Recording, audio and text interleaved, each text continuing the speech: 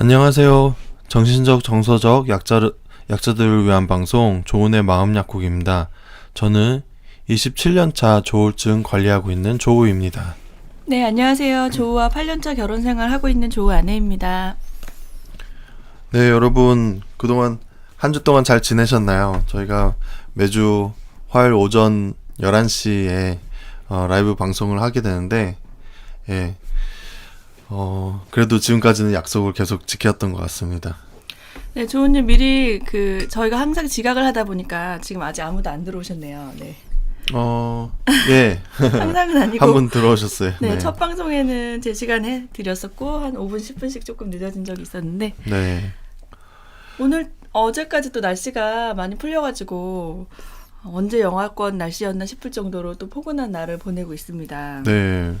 예, 몇십 년 만에 그 1월 중에 제일 따뜻한 날이었다고 하더라고요. 네, 불과 한 2주 전에 저희가 너무 추워서 그 수도관 동파됐다고 뭐 이런 얘기까지 했는데 좀 요즘 기후는 예측을 할 수가 없는 것 같아요. 그러니까요. 요즘 날씨가 약간 양극성인 것 같네요. 네, 좋았다 나빴다. 네. 우리 건강, 정신 건강도 어떠한 일정한 안정기를 가졌으면 하는 것처럼 사실 저는 우리나라가 사계절인 게 굉장히 좀 어떤 면에서 힘들더라고요. 네. 그러니까 외국 같은 경우는 계절이 2개 정도 있잖아요. 보통 네. 뭐 나라에마다 차이가 있지만 여름과 겨울이 있다든지 이런 식으로 하는데 계절이 4개니까 안 좋은 점이 저희 식구가 5명인데 5명의 사계절 옷이 다 있어야 되는 거예요. 네, 네. 네, 그리고 겨울 옷은 또 굉장히 추워서 막 부피가 두꺼운 겉옷이 있어야 되고 또 아이들은 부츠도 있어야 되고 거기서부터 뭐 여름 샌들 슬리퍼 이런 것까지 그래서 굉장히 물건 들 곳이 없습니다. 네. 굉장히 그 계절마다 옷을 집어넣었다가 뺐다가 이렇게 정리하는 것이 힘들 것 같아요. 네. 그래서 저의 워너비 바람은 넣다 뺐다 안 하고 그냥 사계절 옷을 쫙 진열할 수 있는 옷장을 갖는 게 꿈입니다. 네. 맞아요. 근데 이번 생내에 이루어질지 모르겠어요. 네. 네. 안녕하세요. 반갑습니다. 네, 댓글로 또 인사해 주셨네요. 옥소리님. 네. 오늘 소개해 주실 책은 어떤 책이죠? 오늘 여러분께 소개해드릴 책은 제목에 썼다시피 자유가 치료다입니다. 이 책의 주된 내용은 탈원 운동에 대한 내용인데 이탈리아에서 이뤄진 정신보건 혁명이라는 부제를 갖고 있는 책입니다. 네, 8월에 책의 제목이 자유가 치료다 백재중 님이 지으신 책이고요. 책의 출판사는 건강미디어 협동조합이라고 합니다. 네. 탈원 운동이라는 게 어떤 것이죠?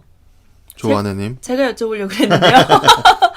탈원, 그러니까 원은 병원을 할 때 병원인데 병원은 이제 사실 정신질환에 있어서 어떤 발병 이후에 환자들에 대한 처우가 보통은 병원에 입원을 하거나 이제 병원 외래진료를 통해서 약을 먹거나 이런 쪽으로만 처방이 되는데 병원 내에서만 해결할 게 아니라 병원을 벗어나서 그런 환우와 당사자분들이 지역사회의 일원으로서 생활할 수 있게 하는 것이 정말 진정한 치유다라는 주제를 갖고 쓴 책입니다. 네.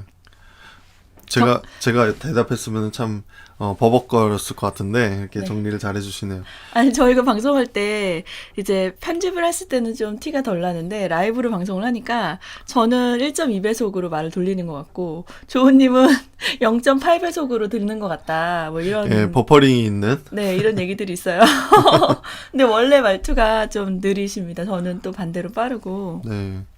또 방송을 하니까 그러니까 평소에 말할 때보다 또 방송을 하려다 보니까 좀 버벅대는 점이 있는데 여러분 이해해 주시기 바라고요. 이 책에서 말한 탈원 운동은 사실 이 운동을 처음 시작하신 분이 정신과 의사세요. 네. 네, 정신과 의사, 이탈리아의 정신과 의사께서 그 병원 내에서만 치료를 하는 것이, 그러니까 입원을 얘기하는데 그것이 이 환우들한테 과연 얼마나 도움이 될까, 또 어떤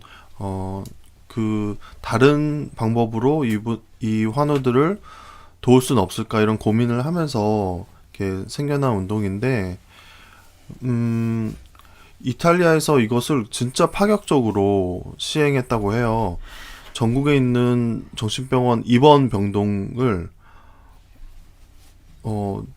몇 개 안 남기고 다 없앤다든지, 그리고 일반 병동에서 그런 일반 병동에 병실을 이렇게 만들어서 거기에만 응급으로 입원할 수 있게 한다든지.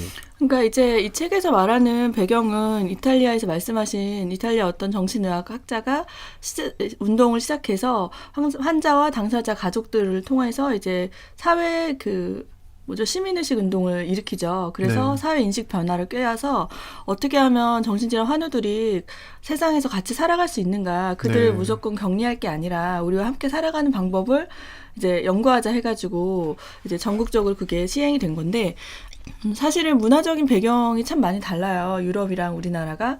그리고 이탈리아가 제가 알기로는 우리나라랑 이제 국토 면적이 비슷한 걸로 알고 있는데 인구수가 훨씬 적거든요. 네.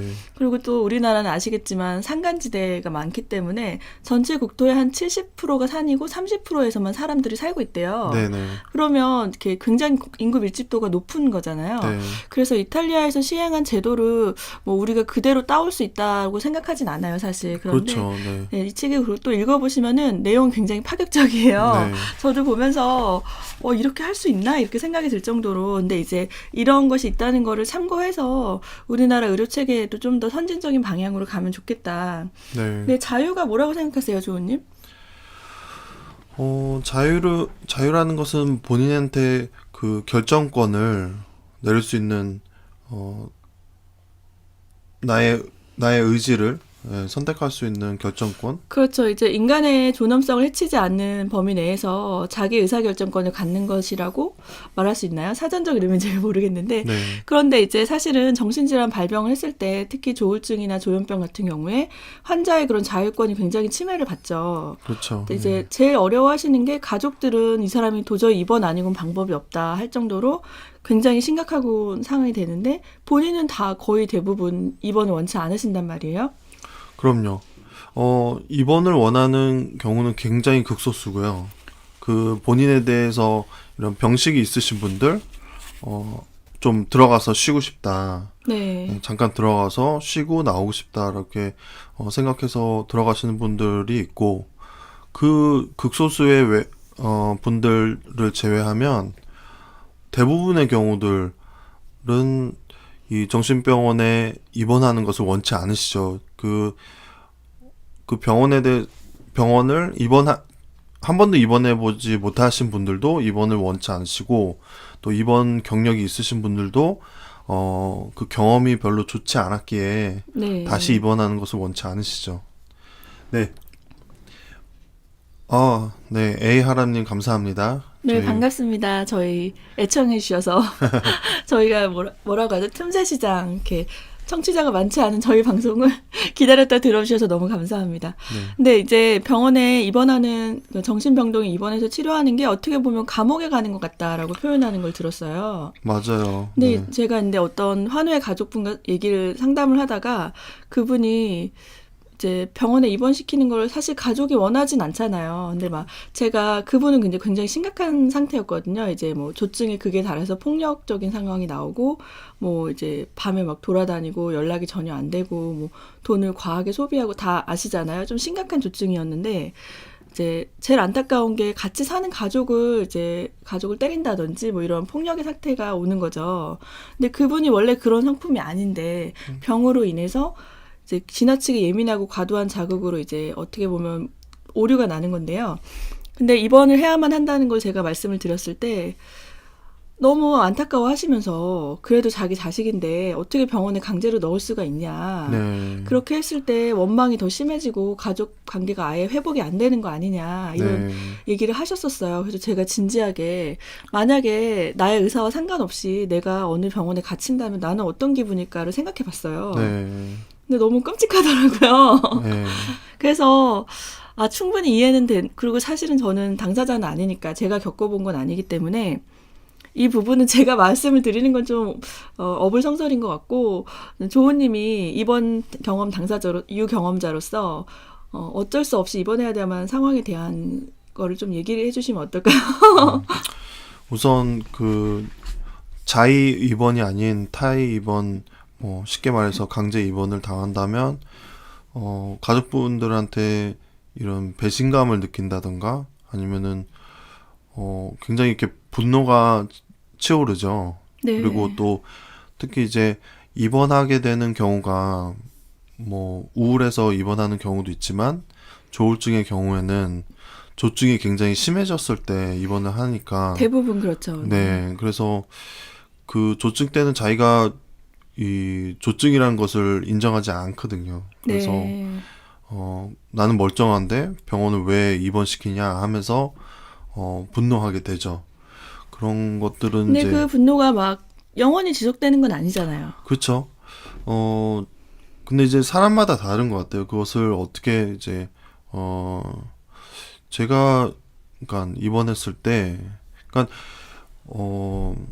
입원하는 과정이 좀 이렇게 부드럽게 이렇게 입원하게 되면은 좀 그런 분노가 그렇게 많지는 않지만 아니 제가 기억에 나는 게 결혼하고 첫 입원했을 때 이제 그때도 타이 입원으로 하셨는데 한 태어나시고도 한 2년 정도를 가끔 그 얘기를 하셨었어요. 되게 화나하면서. 네, 근데 이제 어떻게 사실 입원했던 자세한 과정을 저희가 사실 설명을 드리지 않았죠. 그냥 네, 말을 피하거나 말을 돌리거나 했는데 두 번째 입원하고 나왔을 때는 그걸 더 이상 얘기하진 않으셨어요. 근데 네, 이제 환자 가족분들이 걔 걱정하는 거는 계속 그걸 원망하고 계속 이렇게 비난할 것을 굉장히 걱정하시는데 조증이 극심했을 때는 뭔가 비난의 대상을 찾아내잖아요, 일부러. 그렇죠. 그냥 네, 화가 이미 나 있는데 꺼리를 찾는다고 해야 되나요? 그래서 근데 가까이 있는 게 가족이다 보니까 가족의 아주 자그마한 잘못이나 다 지나간 옛날 이야기, 뭐 평소에는 잘 언급하지 않았던 내용을 꺼집어내서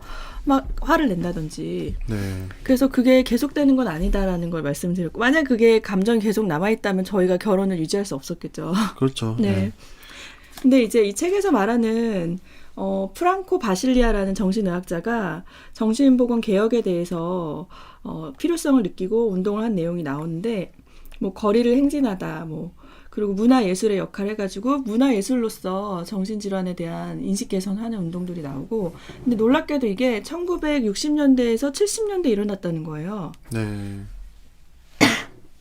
그러니까 굉장히 어떻게 보면 그런 세계적인 그런 흐름 가운데서 선두주자로서 이렇게 혁명을 일으킨 것 같고, 네.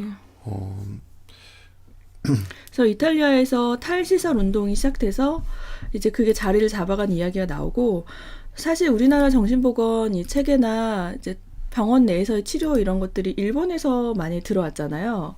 제가 네. 알기로 이제 사회복지 공부를 할 때도 일본의 보건법이나 사회복지법을 그대로 따와서 수용한 게 처음 출발이 그렇게 된 경우가 많아요. 뭐 좀 아픈 역사긴 하지만 우리나라 근현대사가 일본을 통해서 현대화됐기 때문에 그런 부분이 있을 것 같은데, 근데 일본에서는 지금 한국과 비슷하게 이제 초창기에는 병원에 입원을 시키거나 지역사회랑 분리하고 이런 것들을 많이 지향을 하다가 최근에는 그래도 또 많이 바뀌었다고 저는 들었거든요. 네, 네, 또 그 강제 입원 당사자인 분께서 댓글로 또 자세하게 남겨주셨는데, 정말 너무 힘들었지만 결과적으로는 입원을 통해서 회복될 수 있어서 그게 더 나았다고 생각한다. 또 굉장히 건강하게 잘 생활하고 계시잖아요, 이분이. 그래서 네, 참 격려가 되는 말씀입니다.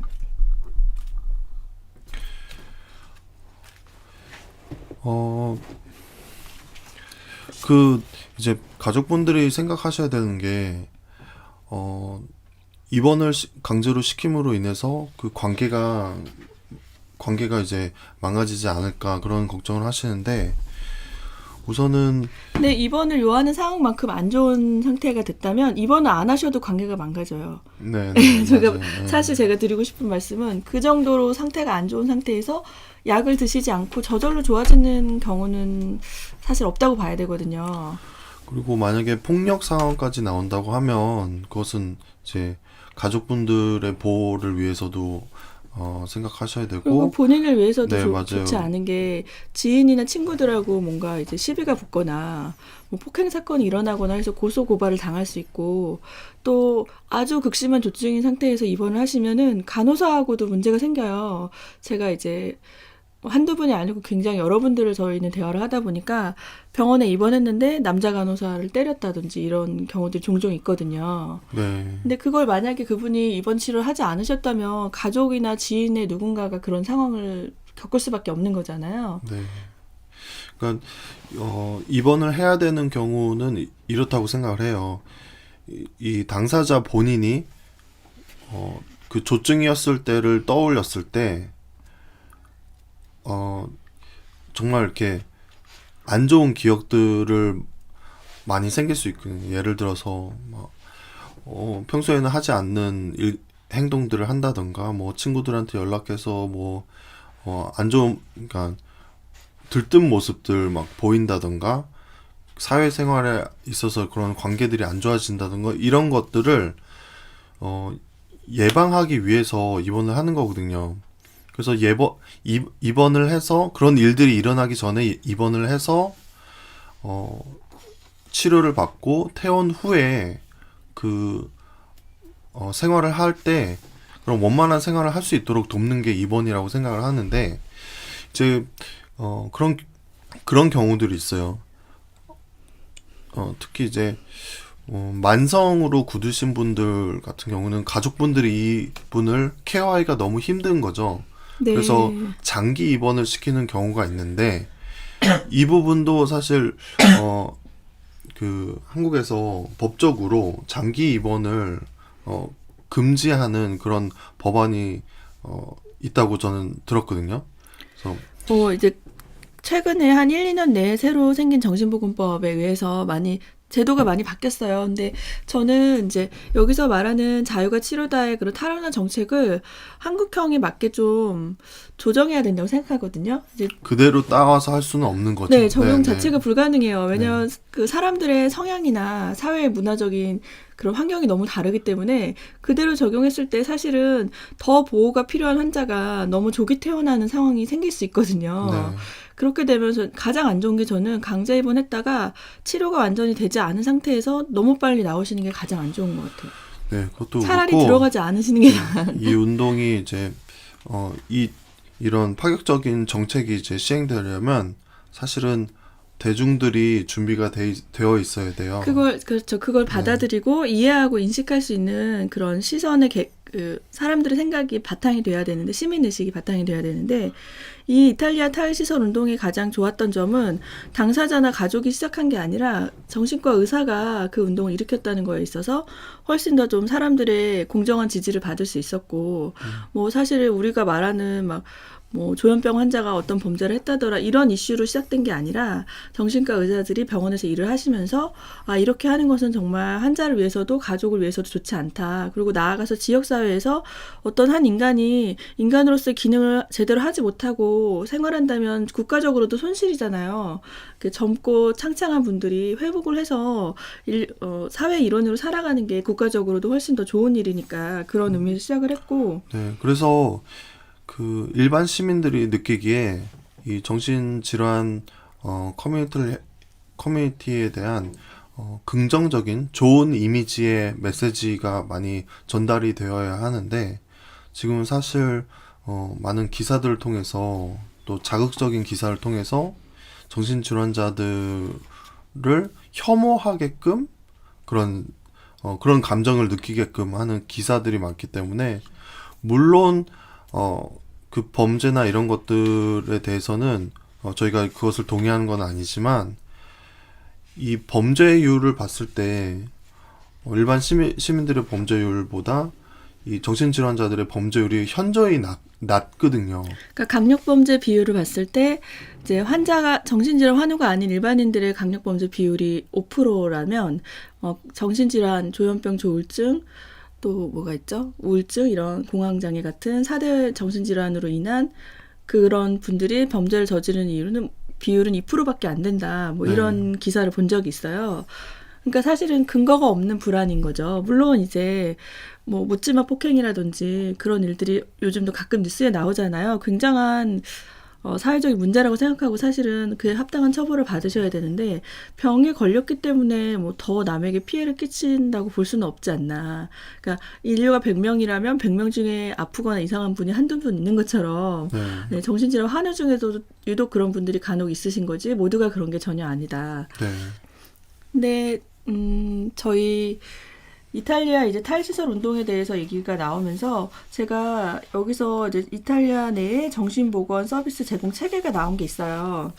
맨 위에 정신보건국이라고 해서 나라에서 주장하는 어떠한 국이 있고 그 다음에 외래치료와 입원치료의 경우에 두 가지로 나누는데 외래치료는 뭐 지역사회 내에 있는 정신보건센터, 병원이 아니고 좀 더 가벼운 마음으로 그러니까 내가 딱 환우인가라는 인식이 없어도 어떤 문제가 생겼을 때 방문할 수 있는 그런 센터 같은 개념의 지역사회별로 그런 게 있고 준주거시설이라고 해서 잠을 자거나 하는 건 아닌데 생활이 가능한 뭐 납병원, 데이센터, 치매같이 요즘 치매 데이센터 이런 게 있잖아요. 네. 네, 정신질환에도 이런 게 있고 그다음에 입원치료 같은 경우에도 이제 굉장히 심각하고 약을 찾아야 되고 이런 상황에서는 종합병원에 입원 병상이 있고 그거 외에도 주거시설이라고 해서 가족이 있고 연구가 있어도 그곳에서 일정 기간 생활하면서 먹고 자고 하면서 치료받을 수 있는 공간이 있다고 이렇게 네. 나와 있습니다. 굉장히 이상적이죠?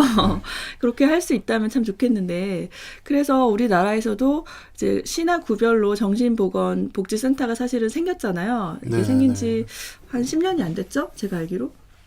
10년 넘었을 거예요. 10년 넘었나요? 네. 그래서 그런 계속 이름이 바뀌긴 했죠.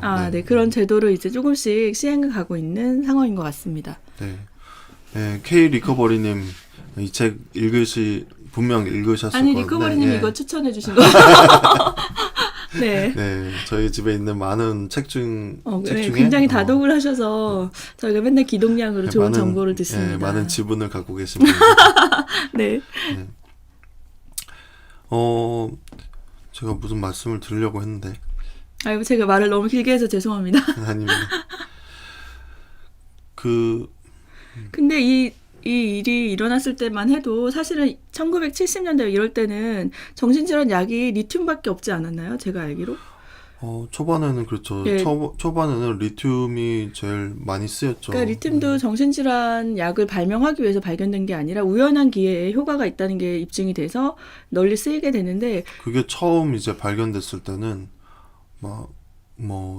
의학계에서는 이건 신의 선물이다. 네. 라는 말을 할 맞습니다. 정도로. 네. 왜냐하면 그 전에는 그 조현병도 옛날엔 정신분열이라고 했었잖아요. 정신분열이나 분열이라고 했었고 조기치매. 네, 조기치매라고 했었죠. 그러니까 청년들 젊은 나이에 걸리는 치매와 같은 그러니까 그런 증상들 보여서 그러니까 이해할 수 없는 뇌가 퇴행한 것 같은 행동들을 하니까 네. 이제 조기치매라고도 불리기도 했는데 그때는 뭐 아시겠지만 굉장히 정말 1차원적인 치료라기보다는 이제 증상을 없애기 위해서 더 큰 손실을 받는 아주 안타까운 일들이 있었는데 뭐 전두엽을 제거한다든지 뭐 이런 극단적인 방법들밖에 없었는데 아니면 아예 그냥 평생 병원에 갇혀 있는. 그렇죠. 네, 네. 근데 이제 리튬이란 약이 발견이 되면서 일상생활이 가능하고 약을 먹으면서도 이 병이 치료될 수 있다는 희망을 발견하고 의학계에서는 사람들이 굉장히 좋아할 거다 이렇게 생각을 했는데 이제 그때만 해도 그랬는데 지금은 사실은 좋은 약들이 굉장히 많이 나왔어요.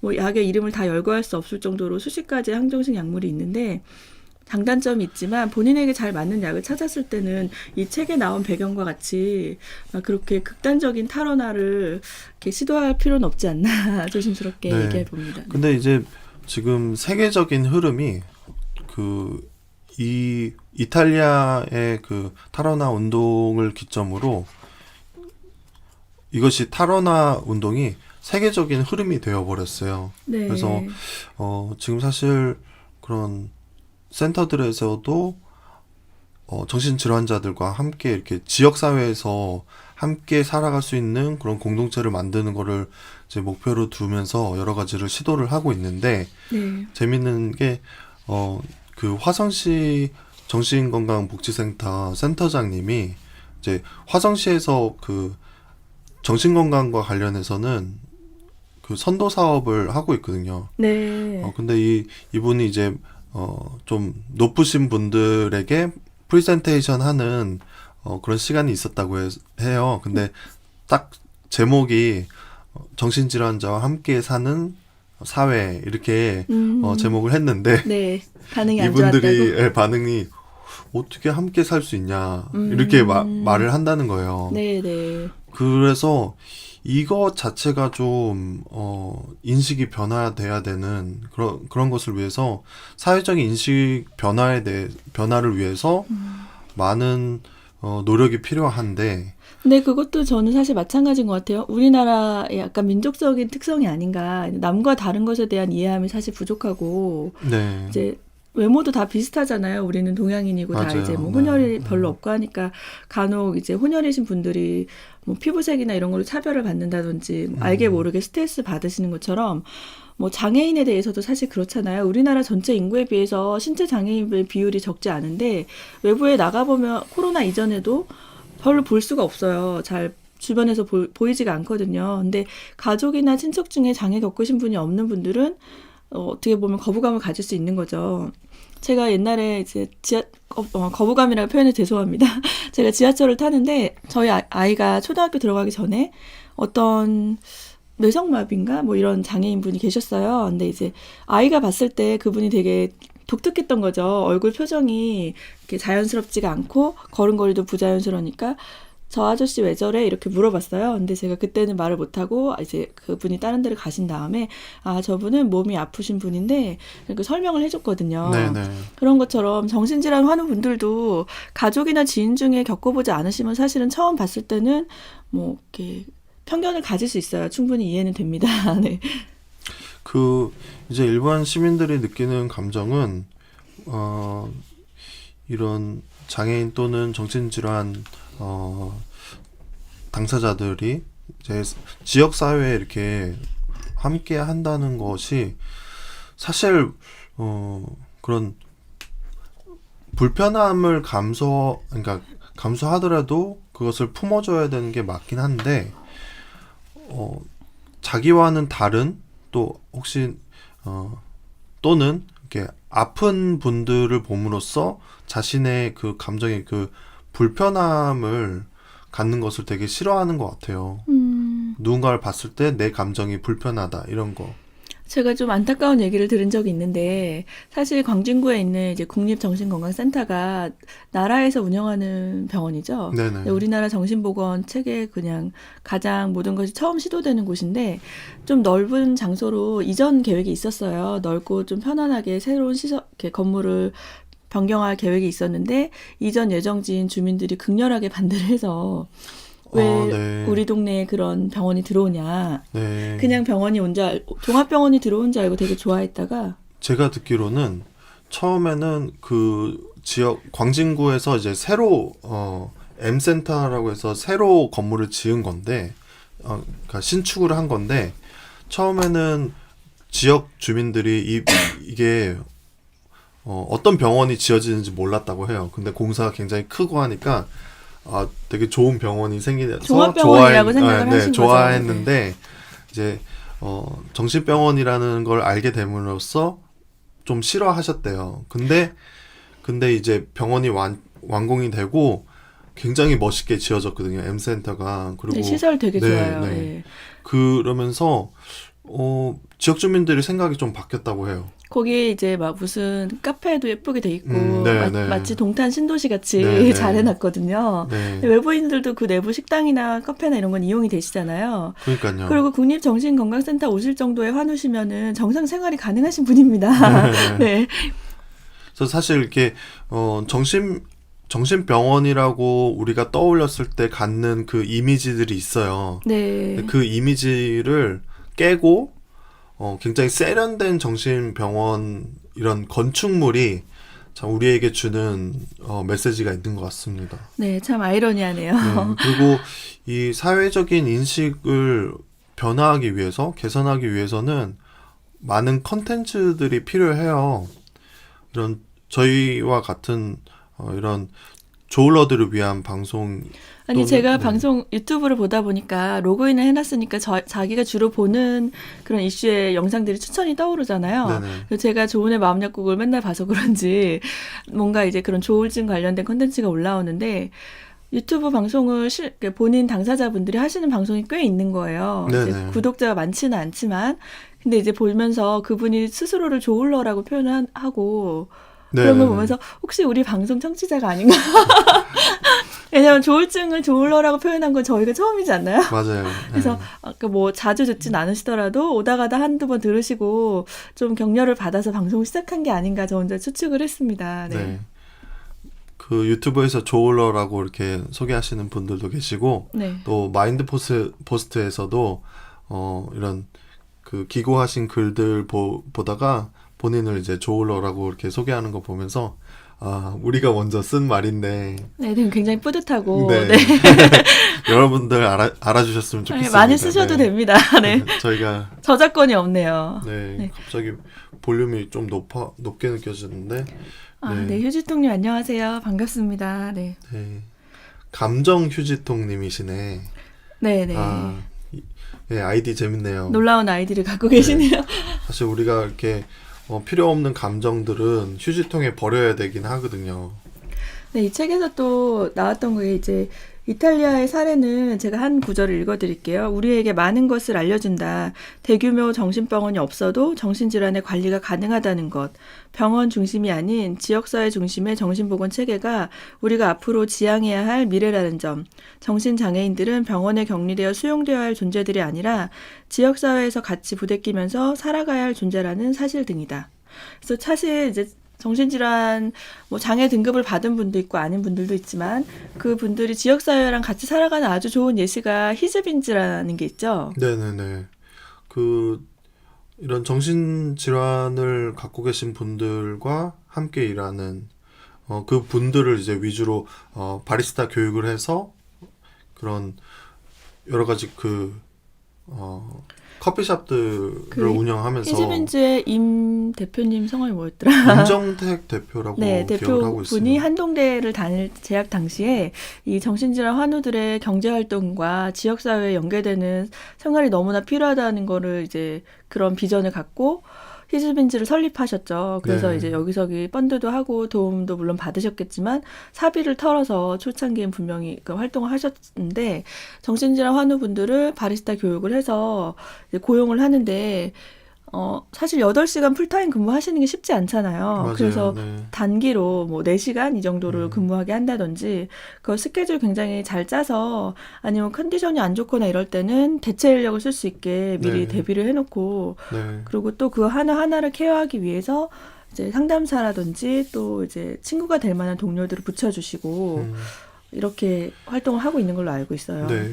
이 법적으로 그러니까 일반 기업들이 그 장애인을 고용해야 되는 그 몇 퍼센트의 장애인을 공유해야 되는 그 의무 고용. 의무 고용 그 법이 있는데 대부분의 기업들이 그것을 지키지 않고 차라리 그냥 벌금을 내자 해서 벌금을 내는 경우들이 많아요. 근데 그런 기업들한테 찾아가서 사내 커피숍을 만들고 또 정신장애인들을 고용을 할 수 있게끔 기업이 그런 방법을 사용해서 많은 공기업이나 아니면은 이런 공공기관들의 이 커피숍이 히즈빈즈라는 커피숍이 들어갔다고 알고 있습니다. 네. 여러분들의 느끼시기에 이 자유가 치료다라는 책에서 소개된 탈원 운동이 어떤지 여러분들의 좀 의견도 듣고 싶습니다. 채팅을 통해서 좀 말씀해 주시면 감사하겠고 네, 그리고 이제 이 탈원나 정책의 또 중요한 게 지역사회에서 자발적인 자조 모임이라든지 협동조합에 대해서도 얘기가 나와 있어요. 근데 이 책의 출판사도 제가 보니까 건강 미디어 협동조합이라고 나와 있어서 이 앞에 책의 표지를 자세히 읽어보니까 출판, 영상, 인터넷 미디어, 교육, 문화 등의 분야에서 의료의 공공성을 확대하고자 설립한 협동조합이라고 합니다. 네, 굉장히 의미가 있는 곳이네요. 네. 네, 이런 것처럼 협동조합을 뜻을 같이 한 이제 소수의 분들이 모여서 조합을 만들고 그걸 통해서 이제 서로 지지해주고 이런 사회적인 시스템을 개혁이라고 해도 되나? 개선하기 위해서 활동을 하시는 것 같습니다. 네. 네. 그러니까 아까도 말씀드렸다시피 이 대중들의 그 인식을 변화시키려고 할 때는 컨텐츠가 제일 중요하고, 그러니까 컨텐츠라는 것은 이제 문화를 통해서 사람들에게 다가가는 거죠.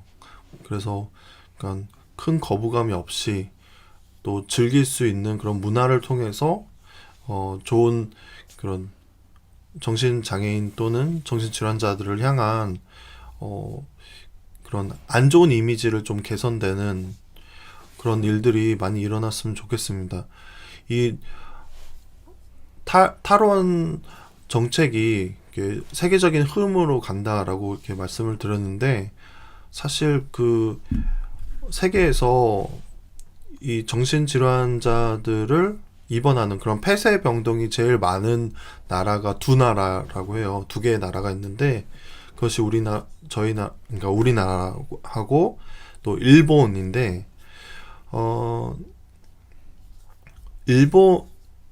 우리나라가 그 정신 건강 이 시스템을 정착하려고 할 때 일본에 있는 시스템을 그대로 베껴서 한국에 이제 정착시켰다고 해요. 그래서 그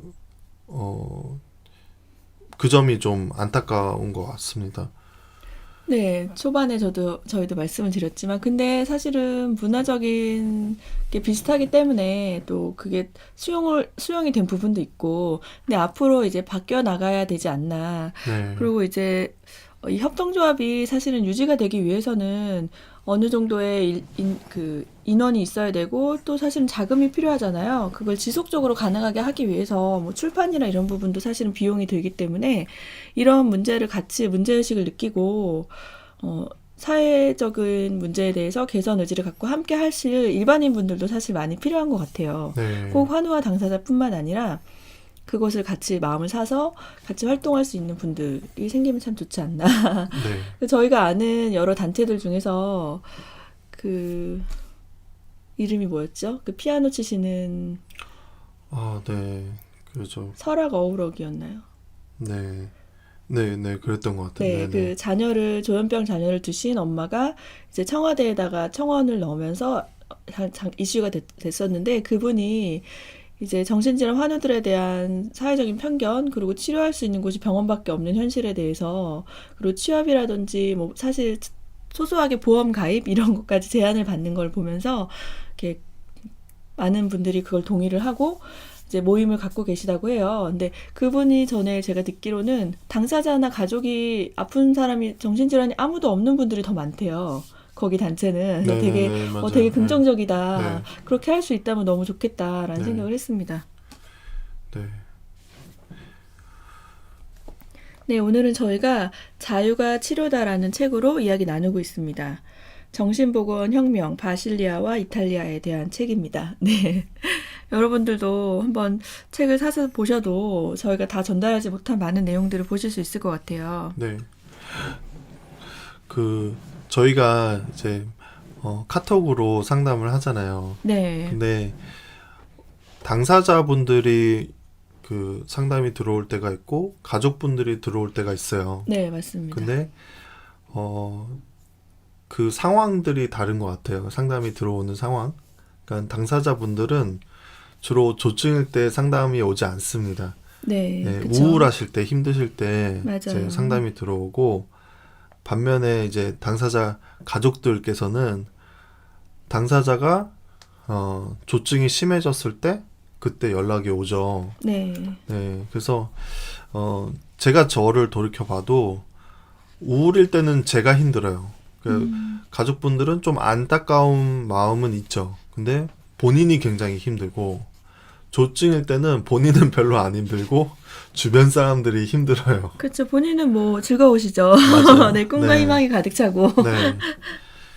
그래서 이렇게 상담이 들어올 때 그 다른 것을 느끼면서 예, 그런 생각이 들었는데 네, 여기 책에서 계속 지속적으로 얘기하는 게 이제 그럼 뭐 정말 치료가 필요하고 정말 입원이 필요해서 치료를 받는 것까진 좋다. 근데 그분들이 막상 병원을 나왔을 때 갈 곳이 없다는 거예요. 네, 이제 소수의 분들은 정말 안정기를 찾아서 직장으로 복귀하기도 하고 가정이 있는 분들은 또 가정으로 돌아가기도 하지만 그렇지 않은 싱글이시거나 뭐 나이가 많으신다거나 여러 상황에 의해서 갈 곳이 없는 환우들이 너무 많다. 근데 이미 이제 정신병원 그런 치료 경력으로 인해서 뭐라고 할까 사회적으로 봤을 때 약간 낙인이 찍힌다고 볼 수 있잖아요. 네, 근데 그런 거부감 없이 그분들이 함께 생활할 수 있는 직장이라든지 그냥 시설이라든지 하다못해 자신의 아픔 공유할 수 있는 공간조차 없는 게 네. 굉장히 안타깝지 않나. 네, 그래서 제가 자꾸 이렇게 화성시 센터에 대해서 이렇게 자꾸 말씀을 지역 그렇게 드리는데 노출하실 거예요. 그 센터에서 주거 공간을 이제 지원하는 그 사업이 있어요. 네네. 네, 아주 많지는 않지만 네.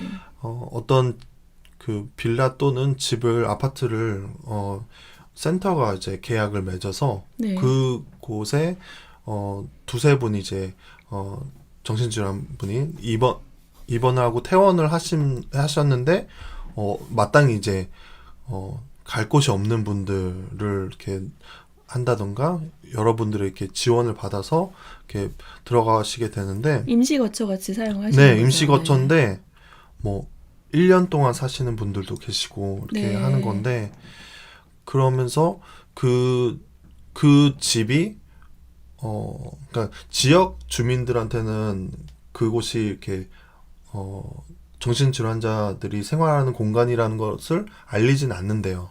굳이 알릴 네, 필요는 굳이 없죠. 알릴 네, 필요도 네, 없고. 네. 근데 너무 생활을 잘 하시는 거죠. 네. 네. 그래서 그런 것들을 좀 더 늘려가려고 한다고 하시더라고요. 좋은- LH 그런 공사와도 그런 협약 관계를 맺어서 네, 좋은 방법이네요. 제가 이탈리아는 아닌 것 같고 다른 외국에서 호주인지 뉴질랜드인지 얘기를 들었는데 환우를 막 우리나라처럼 적극적으로 입원시키고 이런 상황은 전혀 아닌데 대신에 이제 어떤 문제가 돼서 예를 들어 뭐 폭력 사건이나 사고를 쳐서 재판을 받을 때 판사가 약을 먹는 것을 판결할 수가 있대요. 근데 아. 처방을 해주진 않죠. 처방은 전문의가 하는데 네. 그 약을 정기적으로 몇 년 동안 먹어라 이렇게를 판결할 수가 있다고 합니다. 그러면 네. 이제 간호사나 이런 분들이 약을 정말 드시는지 확인까지 해준대요. 아, 그러니까 그분에게는 그게 이제 처방인 거죠. 음. 병으로 인한 증상이고 병으로 인한 결과인 걸 인정해주면서 네. 대신에 치료를 받아라. 네. 근데 뭐 말도 안 되는 많은 약을 먹이고 이런 게 아니라 이제 그분의 상황에 맞게 주치의가 판정을 해서 약을 주시는데 그냥 먹겠지가 아니라 먹는 것까지 확인해 준다고. 저는 그게 참 좋은 것 같은데 네, 너무 이런 좋은- 메시지가 담겨져 있는 것 같아요. 너가 치료 잘 받으면 너한테 또 다른 기회가 생긴다. 그리고 이제 그 책임 소재를 묻지 않겠다는 네, 거죠. 만약에 네. 일반인 같으면 벌금을 받는다든지 감옥에 보낸다든지 이렇게 네. 됐을 문제인데 너가 원하지 않고 병으로 인한 것에 대해 이해를 해주면서 대신에 치료받을 수 있는 법적인 권한을 부여하는 거죠. 네. 그게 가족에게만 맡겼을 경우에 싸움이 되잖아요. 사실 맞아요. 뭐 네. 양 얘기하는 걸 좋아하는 환우는 없고 네. 뭐 또 성인이신 분들은 간섭받는다고 생각하고 그러니까요. 가족한테 떠넘기는 게 아니라 이 사회가 너를 보호해 주겠다라는 그런 네. 메시지도 담겨 있는 것 같아서 되게 감동적인 것 같습니다. 그래서 저도 그 얘기를 들으면서 우리나라도 이거 시행됐으면 좋겠다. 근데 이제 첫 번째는 법적인 개정이 필요하고 또 이제 판결하시는 분들에 대한 이해가 필요하죠. 의학에 대한 이해, 조울증이 네. 뭔지, 조현병이 뭔지 네. 그런 거에 이해가 필요하고 또 세 번째는 인력이 필요한 거예요. 음, 일일이 약 먹는지 확인할 수 있는 인력이 구축이 돼야지 그쵸. 가능한 건데 네. 그래서 우리나라도 이런 제도 들어오면 좋겠다. 그런 음. 생각을 했습니다. 네. 그러니까요. 그런 해외 좋은 이런 제도들이 많이 도입이 되면 좋을 것 같아요. 그것이 많이 소개가 되어야 될 것이고 그러니까 예를 들어서 탈원화에 대해 정책이 시행이 됐을 때 사실은 일반인 분들도 안심하고 같이 생활하기 위해서는 이분이 처방된 약을 잘 먹고 있고 그래서 문제를 일으킬 소지가 없다는 걸 서로 신뢰를 줘야 되는 거잖아요. 약을 먹는 부분은 저는 그래서 기초가 돼야 된다고 생각을 하고 네. 이제 또 제가 듣기로는 뭐 조울증 판정을 받는다고 다 모두가 평생 약을 먹는 게 아니라 주치의가 이제 그만 끊어보자 이렇게 하는 분들도 종종 계시더라고요. 네, 네. 그래서 그런 것을 전제하에 탈원화가 시행돼야 되지 않나 생각을 합니다. 제가 그 며칠 전에 제가 저녁약을 먹고서는 체해가지고. 저녁약을 제가 한 밤 10시 정도에 먹어요. 근데 저녁 먹은 게 체한 거예요. 네. 저녁을 먹고 그 약을 먹고 그 뒤에 이 체기가 올라와가지고 오바이트를 했는데 네. 약 성분까지 다 이제 다 뱉어낸 거죠. 근데 토를 하고 뭐 그걸 저희가 쳐다보진 않으니까 몰랐어요. 있었나 봐요, 약도. 네. 네. 근데 약을 안 먹은 날에 바로 이렇게 그러니까 조증이 올라왔다는 게 아니라 잠이 안 오더라고요. 새벽 뭐 2시, 3시 지나는데도 잠이 안 와가지고 네. 그날 조금 고생을 했어요. 네. 네. 뭐 약을 다시 먹어도 되긴 했지만 또 이게 약을 너무 많이 먹게 되는 건 아닐까라는 걱정 때문에 그날은 좀 다시 약을 안 먹었는데 네. 그래서 그러니까 매일매일 이렇게 약을 먹는 게 중요하구나. 그리고 그러니까 건강한 생활을 할 수 있게 약이 도와준다는 게 되게 감사하고 사실 조은님을 많은 분들이 말씀 안 하면 조울증인지 모르겠어요 이렇게 얘기하시잖아요. 네. 그래서 이렇게 우리가 정상적인 가정 생활을 할 수 있고 또 이제 방송도 할 수 있고 한 거는 약의 도움이 정말 크다. 그렇게 감사한 마음이 있습니다. 맞아요. 네. 저희 신혼 초에는 이 약 먹는 거의 중요성에 대해서 잘 몰랐어가지고 저희 둘 다 몰랐어요. 네. 굉장히 어려운 시간을 많이 보냈죠. 네. 네. 뭐 먹었는지 안 먹었는지 제가 확인하지도 않았을 뿐더러 그때만 해도 자기 약인데 자기가 먹어야지 뭐 내가 그것까지 챙겨줘야 돼? 이렇게 생각했던 것 같아요. 네. 그리고 아이들이 2명 다 되게 어렸기 때문에 하루에 기저귀를 20개씩 갈 때였거든요. 그래서 뭐 남편이 약 먹는지까지 생각할 그게 없었고 어떻게 보면 무지했던 거죠. 그래서 굉장히 뭐 여러분들도 아시겠지만 입원도 하고 힘든 시간 보냈는데 지금은 제가 굳이 말하지 않아도 조은님이 잘 드시고 가끔 이제 너무 몰두하다 까먹었을 경우에만 제가 말을 합니다. 약 드셨냐고. 네. 네.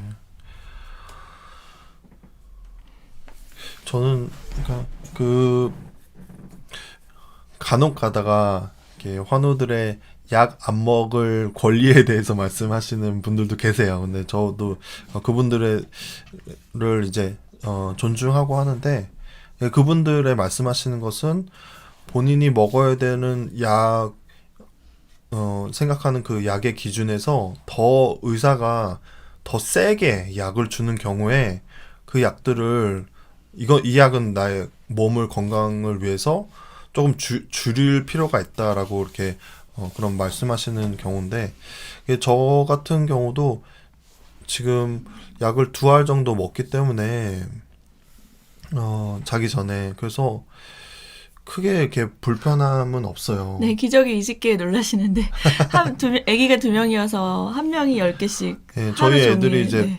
그 첫째하고 둘째가 16개월 차이밖에 네, 안 나요. 16개월 차이예요. 첫째가 6개월 때 둘째를 임신해가지고 네. 둘 다 애기였고 둘 다 기저귀를 사서 똥 싸고 오줌 싸고 계속 하루 종일 맞아요. 반복했던. 네. 아기가 이제 첫째가 돌릴 때 거의 뭐 만삭에 가깝게 6개월에 임신했으니까 6개월 정도였죠. 그때. 네네네 임신 6개월이고 그랬죠. 네. 그래서 그 어느 분이 말씀하셨다시피 그 병으로 이렇게 안 좋은 나보다 뚱뚱한 그러니까 행복한 뚱뚱이가 낫다라고 말씀하신 것 같은데 누가? 그래요? 네네. 그렇게 말을 안 했던 것 같은데 표현이 좀 이상한데요. 네. 아프고 날씬한 것보다 맞아요, 건강하고 맞아요. 뚱뚱한 게 네. 낫다 이거 아닌가요? 네. 네.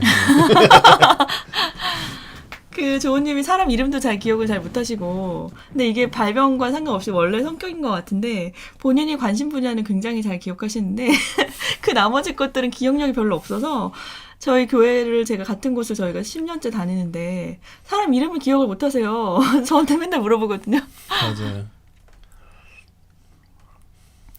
저희가 그래서 얘기했던 게 이제 환우들이 지역사회에 같이 생활한다는 게 그냥 그 사람이 아프니까 뭐라 그럴까 우쭈쭈 이런 건 전혀 아니에요. 환우라고 해서 뭐 다 기능이 정지되고 이런 게 전혀 아니거든요. 그냥 말하지 않으면 모르시는 분들도 굉장히 많고.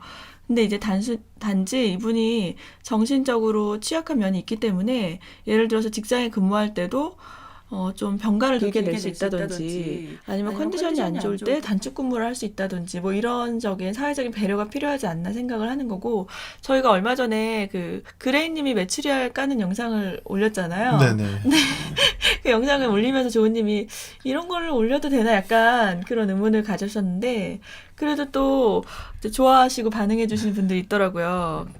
네, 저도 이걸 보면서 과연 이거를 이것들의 그러니까 이것을 보고 반응이 어떨까에 대한 그런 궁금증도 있었고 약간 염려도 있었어요. 근데 이제 이거의 기획 의도는 이제 그레이님의 부인이 기획을 하신 건데 이렇게 작고 소소한 일도 환우에게는 어떻게 보면 넘어야 될 산이 될 수 있다. 근데 시도하는 것이 중요하고 그 작은 일을 통한 성취감들이 쌓였을 때 이제 건강한 생활을 할 수 있다. 뭐 이런 얘기를 하신 것 같아요. 맞아요. 네. 그래서 누가 댓글에 자기도 도전을 받아서 오늘 메추리알 까봐야겠다고 네. 하신 분이 있었는데 그리고 귤 껍질 까는 거 되게 힘들어해서 항상 남편 시키는 분이 계셨는데 네. 자기도 이제부터는 귤 껍질을 까야겠다라고 네. 말씀하시는 분도 그리고 계시고. 그레이님 손가락이 굉장히 길다고 칭찬해 주신 분도 있었고 그러니까 그런 것처럼 환우들이 우리가 알지 못하게 갖고 있는 여러 가지 어려움들이 있어요. 근데 그걸 서로 이해해주고 배려해주면서 함께 살아가는 법을 터득하는 게 가장 아름다운 모습이지 않나 생각이 드네요. 네. 네. 그래서 이 조울러임에도 또 조현러임에도 굉장히 건강한 삶을 사시는 분들의 공통점은 약 먹는 거를 굉장히 사수하신다는 거죠. 네, 맞습니다. 얼마 전에 또 인터뷰해주신 장우성님 같은 경우도 그분이 당사자이시면서 또 장기 입원을 겪었던 분이고 초반에 발병 초기에 책도 내시고 이제 정신질환 당사자 활동가로서 굉장히 활발하게 활동하고 계시는데 약에 대한 중요성을 늘 말씀하세요. 그리고 사실 그분도 정말 말하지 않으면 화는지 모르잖아요. 너무 잘 지내시는데 회복을 위한 첫 번째 단추가 자기에게 잘 맞는 용량의 약을 복용하는 것이고 그 이후에 뭐 거기서 얘기한 감사, 기도, 공동체와 이런 것들이 필요하다고 운동 이런 얘기를 해주셨던 것 같습니다. 네. 네. K 리커버리님께서 아플 때 소근육을 사용하는 게 굉장히 힘들었다고. 네. 네. 그리고 그렇군요. 네. 그 소근육을 많이 움직이는 게 건강에 좋다고 하더라고요. 정신 건강에. 네. 네. 그래서 그 사실 바리스타 이런 것도 그분들한테 되겠네요. 네, 네. 일을 하시면서 도움이 된다고 하더라고요. 그리고 이제 제 얘기가 아니어서 제가 말을 해도 되는지 모르겠는데 그레이님 부부가 커피숍에서 근무하신 적이 있잖아요. 네. 근데 이제 똑같이 배워서 하는데 그레이님이 다른 분에 비해 속도가 굉장히 느린 거예요. 근데 커피숍 같은 경우는 한가할 때도 있지만 주문이 막 갑자기 몰리면 막 커피를 뭐 수십 잔을 뽑는다거나 이렇게 할 수 있는데 이제 본인의 속도대로 계속 움직이니까 같이 근무하시는 분들은 병을 모르고 답답해 하셨다고. 네네. 근데 그게 안 하는 게 아니라 안 되는 거거든요. 못 하는 거거든요. 그래서 그런 거를 뭐 너는 왜 못해 이렇게 할 게 아니라 그냥 이해해 줄 수 있는 분위기에서 근무할 수 있다면 정말 좋을 것 같아요. 그러니까요. 이제 일하시는 분들이 직장에서 조울증이라고 밝히실 필요까지는 없을 것 같고, 좀 더 이해받기 위해서는 어떤 그 공무원이 계신데, 조울러 공무원이 계신데, 이분은, 수면장애를 앓고 있다라고 네. 말씀을 하신대요. 네네. 예, 수면장애라고 하면, 어떤 질환인지 알잖아요. 그렇죠. 그러니까 네. 그냥 자는 게 불편하고 불면증이라든가 네. 이렇게 이해를 하니까 또 거부감이 좀 거부감이 더 좀 없겠네요. 덜으니까. 네. 네. 누구나 겪을 수 있는 네, 일이니까. 그래서 힘든 일은 좀 빼주고 이렇게 많이 이해를 받는다고 하더라고요. 네, 굉장히 좋은 방법이네요. 네, 그래서 사실 조울증을 앓고 계신 분들도 수면 장애 갖고 계시잖아요. 거의 대부분 네, 갖고 그렇죠. 계시죠. 네, 그러니까, 약의 도움 없이는 그렇게 잠을 좀 못 자는 분들도 많고. 네, 그 완화해서 이렇게 밝히시는 것도 좋은 방법인 것 같습니다. 네, 당사자들의 소소한 일상을 올려주셔도 도움이 될 것 같다. 네. 네. 뭐 조은님 편집하는 것도 언제 한번. 예, 저희가 이제 또 얘기하다 보니까 한 시간이 거의 다 가고 있네요. 오늘 저희가 소개해드렸던 책은 자유가 치료다. 백재중님이 지으신 책입니다. 네. 네, 저희가 이 책을 소개하면서 한국도 이렇게 탈원화 해야 된다라고 이렇게 강하게 말씀드린 것은 아니고 여기서 우리가 보고 배울 점이 있다. 그리고 좀 도입해야 되는 그런 부분도 있고 이것이 세계적인 흐름으로 가고 있다. 그리고 그런 폐쇄 병동을 파격적으로 줄여야 된다라는 것보다는 우리가 그 입원해서 치료받는 것도 굉장히 중요하고 여러 가지 옵션들을 만들어 달라는 거죠. 네, 맞습니다. 네, 한 가지 우리에게 옵션이 굉장히 적어요. 입원 치료 이렇게 옵션이 적은데 좀 더 많은 옵션들을 만듦으로 인해서 저희가 좀 선택을 할 수 있고 우리가 이렇게 선택한 거에 대해서 좀 만족도도 이렇게 생길 수 있는 또 나라가 이런 그런 시스템들 또는 이 서비스에 대해서 좀 관심을 갖고 그런 창의적인 방법들을 만들어냈으면 좋겠다라는 것을 여러분들께 이렇게 말씀드리고 싶었던 거죠. 예, 왜냐하면 앞으로는 사실은 정신질환이 더 환우들이 많아질 수밖에 없어요. 네, 뭐 조은님이 얼마 전에 신문 기사에서도 보셨는데 도시화가 정신질환을 부추긴다 이런 내용이 있었거든요. 맞아요. 그러니까 자연이나 녹지를 볼 수 없고 밀집된 도시 공간에 생활하는 사람들이 우울증이라든지 이런 질병의 발병 확률이 훨씬 더 높다. 네, 그래서 앞으로는 사실은 또 뭐 우리가 미디어에 노출된다든지 이런 것도 너무 많고 어릴 때부터 정신질환이 도시 계획을 할 때 그런 해외를 보면 이런 물론 그 자연적인 그런 그러니까 축복된 환경에서 이렇게 도시를 짓는 경우도 많죠. 근데 도시 계획을 할 때 그런 그러니까 공원 이런 것들을 많이 만드는 것이 중요한 게 이곳에 사는 사람들이 정서적인 그 쉼터가 없으면 또 정신적인 쉼터가 없으면 굉장히 이렇게 삶의 만족도도 낮고 정신 건강에도 안 좋기 때문에 그래서 이렇게 너무 이렇게 도시화되는 것이 정신 건강에는 좋지 않다. 네, 맞습니다. 지금 백재중 님이 이제 내과 의사라고 하시는데 저는 뭐 개인적으로 아는 분은 아닌데 이분의 저서를 찾다 보니까 2018년에 자유가 치료다라는 책이 나왔고 2020년에 책이 2권이나 출간이 됐어요. 하나는 네. 여기 우리가 있다. 그리고 하나는 다른 의료는 가능하다. 네. 제목이 되게 직관적이네요. 다른 의료는 가능하다. 네. 그래서 뭐 의료계 중심의 의료 서비스에서 사람 중심의 서비스로 어떻게 바뀔 수 있는지 이런 걸 쓴 책이라고 하네요. 맞아요. 이것도 저희가 좀 봐야겠습니다. 네. 네. 그래서 이 책의 그 저자 서문에 있는 글을 제가 좀 마지막으로 읽어드릴게요. 이 책은 정신병원 없는 나라라고 불리는 이탈리아의 정신보건 개혁 과정과 그 중심에 있는 정신과 의사 바살리아에 관한 이야기입니다. 정신병원 없는 나라가 가능할까요? 우리나라는 정신병원 전성기의 나라로 방방곡곡에 정신보건 시설들이 가득하고 질환의 수용자들이 수만 명이 수용되어 있습니다. 정신병원의 문이 열리고 수만 명의 환자가 지역사회로 나온다면 나라에 정신병원이 없다면 어떤 일이 벌어질까요? 범죄가 증가하고 사회적인 혼란이 발생할까요? 하고 물음표 돼 있습니다. 네. 굉장히 이제 궁금해지는 내용인데요. 여러분들도 이 책을 사셔서 같이 읽어보시면 좋겠습니다. 네. 네. 그러면 1월 26일 라이브 방송을 마치도록 하겠습니다. 굉장히 기뻐하시는 것 같네요. 아니 그런가요? 제가 좀 감기에 걸려가지고 저희 아이들이 네. 감기가 옮아서 목이 좀 잠겼는데 다음번엔 좀 더 옥구슬 같은 소리로 같이 방송 드리도록 하겠습니다. 네. 네, 그러면 여러분들 지금까지 함께 해주셔서 감사합니다. 네, 다음 주 화요일 11시에 뵙겠습니다. 네, 감사합니다. 감사합니다.